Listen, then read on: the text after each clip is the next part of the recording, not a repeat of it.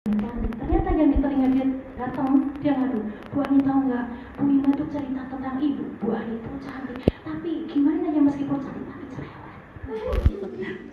Kalau ngadu sama manusia, hasilnya itu menggaung.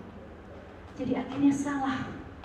Terus kita harus mengadu kepada siapa? Dalam segala keadaan mengadulah kepada Tuhan. Segala apa yang kita rasakan kepedihan, kita mengadu kepada Tuhan. Bapak Ibu yang terkasih, karena kasihnya yang tak terbatas itu, maka ia berbuat baik kepada siapa saja. Bahkan yang tidak layak menerima sekalipun, ia mengampuni kita dan menerima kita. Bahkan tatkala kita sendiri tidak memiliki keberanian untuk meminta kepada Tuhan tentang pengampunan, ia laksana seorang bapa dalam cerita perumpamaan seorang anak yang hilang. Bagaimana anak itu yang sudah menghilang, yang sudah pergi meninggalkan, yang sudah menghambur-hamburkan uang, pada saat datang, pada saat dia miskin dan datang, bapaknya merangkul. Itulah gambaran Bapak kita di surga. Bapak kita selalu merangkul kita, menerima kita, mencintai kita tanpa persyaratan apapun.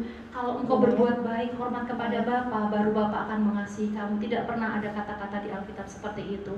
Tetapi yang dikatakan Bapa adalah apapun keadaanmu, aku mengasihimu. Orang yang berdosa dia kasihi, siapapun dikasihi oleh Tuhan.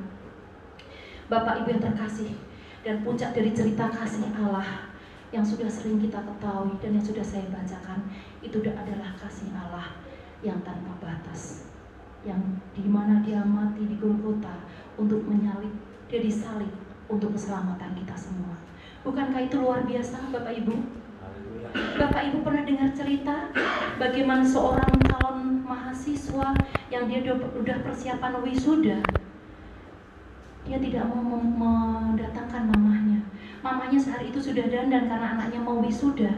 Dia sudah dandan cantik, kemudian ternyata ditunggu sampai siang, loh kok anak saya nggak datang. Akhirnya dia minta tolong bantuan saudaranya untuk nyusul anaknya ke kampus. Pada saat tiba di kampus, apa yang terjadi? Pacar si anaknya itu bilang, itu siapa? Nggak tahu, aku nggak kenal. Seorang mama yang buta, tidak diterima, tidak diakui. Akhirnya apa yang dikatakan mamanya? Dia bilang, anakku. Oh, jangan panggil aku anakmu. Betapa sedihnya mamanya. Singkat cerita, mamanya pulang, minta antar tadi saudara pulang. Pada saat menyeberang, mamanya tertabrak dan meninggal. Pada saat di rumah sakit, dokter katakan, siapa dari keluarga ini? Dia bilang, saya. Dengan tetesan air mata, dia terlalu sedih mamanya meninggal. Tetapi yang paling sedih, yang membuat dia hancur lebur hatinya pada saat dokter memberikan dia dompet yang agak lusuh. Kemudian ternyata di dalam dompet itu ada satu surat yang kemudian dia buka, dia baca, anakku yang aku kasihi, anakku satu-satunya. Pada saat engkau membaca surat ini, itu artinya mama sudah tidak bisa melihat apapun. Karena mulai hari ini mama akan mendonorkan kedua biji mata mama untuk kamu, agar kamu bisa melihat betapa indahnya dunia, agar kamu bisa melanjutkan kehidupanmu.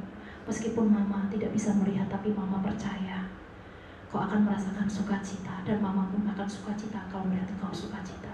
Bapak Ibu, dia menangis. Apakah berarti tangisan itu? Apakah ada artinya tangisan itu? Tidak ada. Terlambat sudah. Dia baru menyadari ternyata mamanya buta selama ini karena matanya dikasihkan ke dia.